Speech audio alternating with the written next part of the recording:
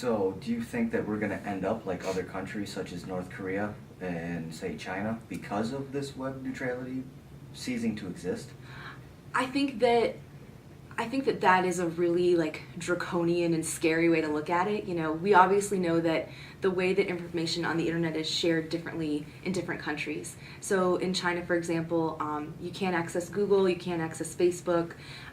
They have really stringent coding in their web accessibility, so that when you are typing things like words like freedom or any kind of anti-government or anti-establishment, they can block your site altogether or block your access to the internet altogether. Do I think that that's where we're going? No. But do I think that this is a problem, a lack of net neutrality? Absolutely.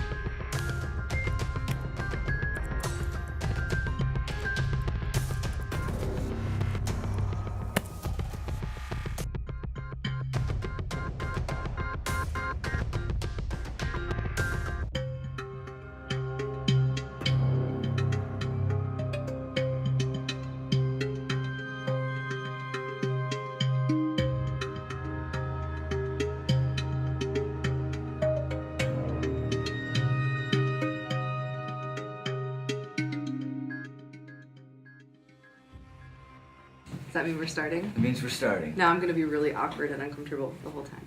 So can I look at you? Is that okay, or do you want me to look at the camera?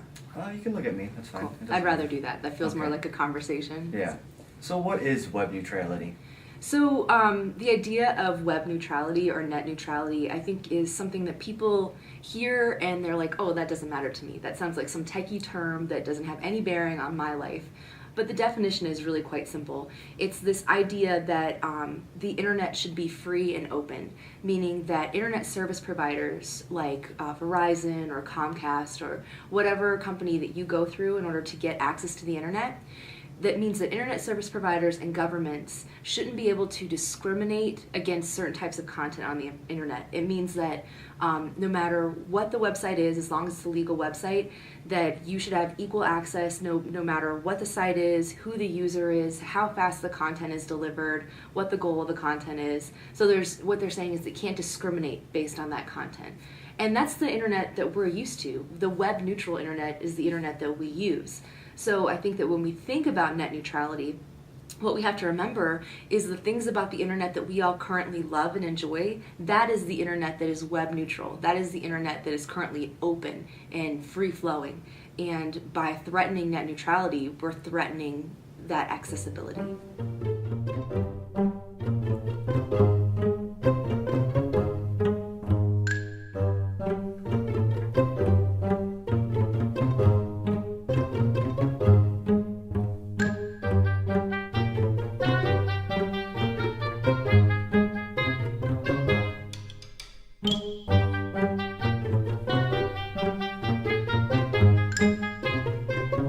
Now, have you ever heard of net neutrality? I have not. I have not. No. No. No. No. Not at all. Not at all. Not once before in your life. Never. Wait, net neutrality? Yes, I have actually. Oh, you have? Yes. So explain to me what you think net neutrality is. Net neutrality, from what I understand, is actually the freedom for us to be able to use the internet without being charged rates that are set by each individual internet provider. I was beginning to think I would not find a single person who has heard of network neutrality. It seems to be a current event not many people are aware of. As the sun sets, I head back to Professor Zerbe's office to find out more about this pressing topic. Some examples of what happens when we lose net neutrality. It means that we move to what's called a tiered system of internet. So we've all used cable TV, right? I imagine you've seen cable TV at some point in your life. So for example, if you have access to cable TV, then you might get basic cable, costs you $30 a month, and you get ABC, NBC, CBS, and some news channels, right? That's what you get. But if you want premium cable channels like HBO or Showtime or I don't know, the History Channel, the premium content that you want. Well, because that content is considered premium, the provider of that content can charge you more for it, right?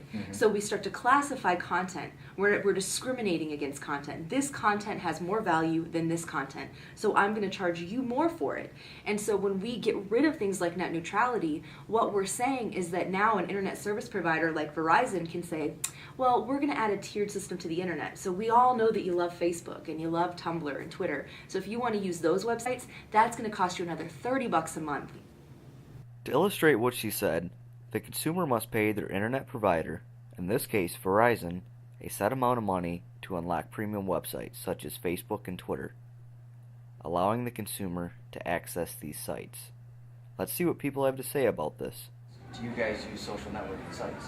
Yes. Okay, what is your favorite social networking site? Twitter. Twitter? Okay, so I guess what I want to see is, would you guys continue using Twitter if you had to pay an extra $30 a month to use it? No. So you'd stop using networking sites? I would stop using networking sites. I'm not paying money. No? No. I'm on the It's fence of using stupid. it. Not only is it stupid, it's simply outrageous. But it doesn't end here. The end of network neutrality also means a deterioration of small businesses.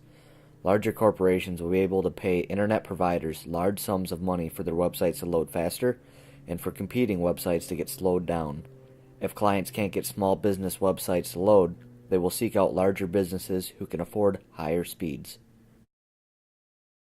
I think the real danger in losing net neutrality is it's not just about compartmentalizing content, it's about blocking content altogether. So if you get your internet through Verizon, Verizon's competitors are Comcast and TC3Net. So what's to say that they can't block Comcast or TC3Net, which means that you can't even access their websites using Verizon. And that is where it starts to get dangerous.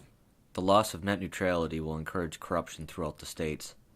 A large corporation like Netflix can bribe Verizon hundreds of thousands of dollars to make Hulu vanish from search results. If consumers cannot find nor access Hulu, they will be forced to use Netflix. And if you think that that doesn't happen or hasn't already happened, a couple of years ago, Comcast and Cox Cable both were offering on demand, so you could order a movie and watch it, right, on your cable box. This was right at the same time that Netflix first introduced streaming. So when Netflix introduced streaming, Cox and Comcast noticed that they were losing a lot of business for their on-demand services. So what they did is they choked speeds down or altogether blocked Netflix for a lot of their viewers, so people would start buying more on-demand movies.